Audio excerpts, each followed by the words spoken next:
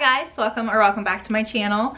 Today I wanted to talk about low buy years as we head into 2024. I think it's a really important topic to bring to light on YouTube, especially for people who love luxury and handbags and buying them, talking about them, all the things.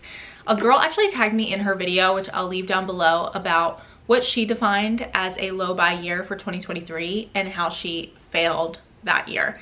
I actually surprisingly went back and looked at my videos this year. Granted, there was a lot of the year that I was not posting. However, I only bought 4 bags in 2023, which might sound ridiculous to people who are not bag people, but I still spent more money last year than I did the year before. So we're gonna get into that. But first, let me show you the 4 bags that I purchased in 2023.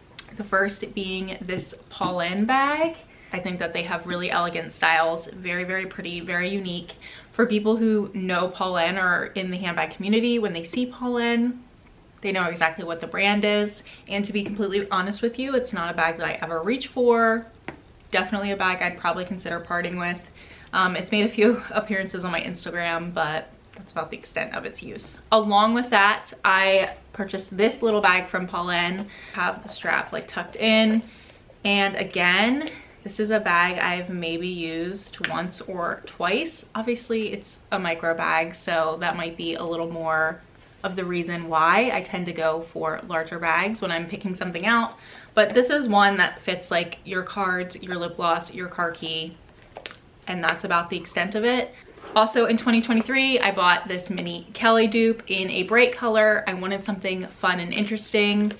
Again, it's a bag that did not leave my house more than once.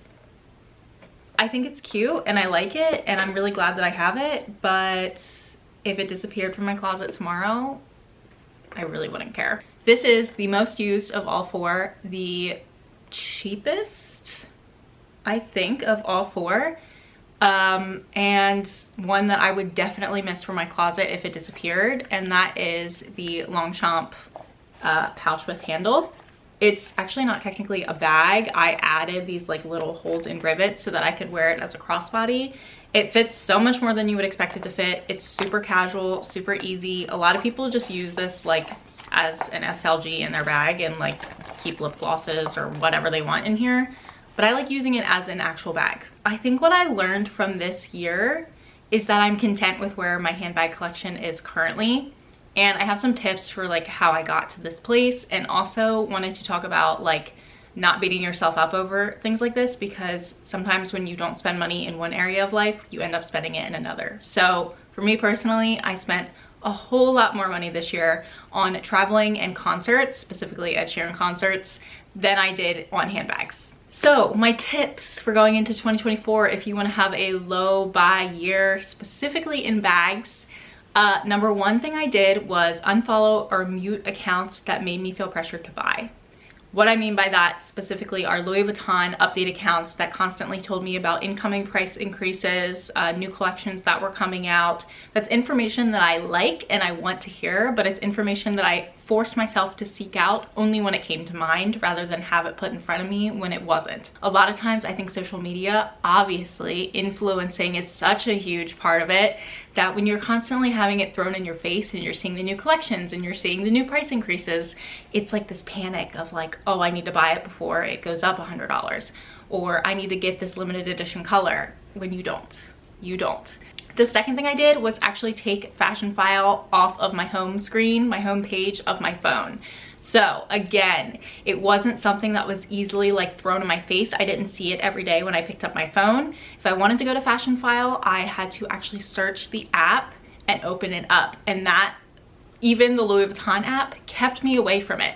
I wasn't seeing it every day. It wasn't in my face. It wasn't on my radar. And so it was easier to just stop thinking about it. The third thing is the people I surrounded myself with conversationally. So again, I spent so much time and money going to Ed Sheeran concerts because I was surrounded by people who were doing the same things.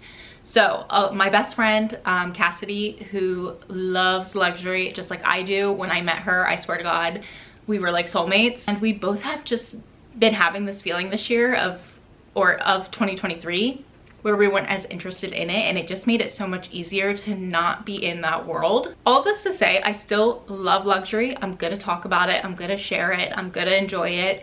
I love the things that I have no regrets in the purchases that I've made, but I just don't think that there's anything new out there that's really calling my attention.